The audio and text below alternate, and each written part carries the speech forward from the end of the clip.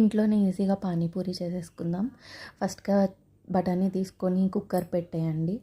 3 whistles రానివ్వండి. తర్వాత కొంచెం పుదీనా, కొంచెం కొత్తిమీర, 2 పచ్చిమిర్చి, కొంచెం అల్లం, చింతపండు, కొంచెం జీలకర్ర ఇవన్నీ పేస్ట్ చేసేసి స్ట్రైన్ చేసేసుకోండి. కొంచెం 2 గ్లాసెస్ వాటర్ వేసుకొని తర్వాత వాటర్లో చాట్ మసాలా, సరిపడినంత సాల్ట్ వేసుకోండి. ఇది పక్కన పెట్టేయండి. తర్వాత బాయిల్ అయిన ఈ బఠానీ కొంచెం పక్కకు పెట్టుకొని మిగిలినంతా మిక్సీ వేసేసుకోండి. తర్వాత ఒక ఆనియన్, ఒక టమాటో చిన్న పీసెస్గా కట్ చేసి అవి ఫ్రై చేయండి. కొంచెం కారం యాడ్ చేయండి. తర్వాత మనం ముందుగా చేసుకున్న పేస్ట్ అంతా దీంట్లో వేసేయండి. బఠానీ కూడా దీంట్లో వేసేయండి. కొంచెం గరం మసాలా, కొంచెం చాట్ మసాలా, మీకు తగినంత సాల్ట్ వేసుకొని బాగా దగ్గరికి రానివ్వండి. లాస్ట్లో ఈ పానీ యాడ్ చేయండి, బాగుంటుంది టేస్ట్. కొత్తిమీర వేసుకొని పక్కకి దించేసుకోవడమే. తర్వాత ఇన్స్టెంట్ పూరీస్ ఉంటాయి కదా, అవి ఫ్రై చేసేసుకోండి. అంతే, చాలా సింపుల్.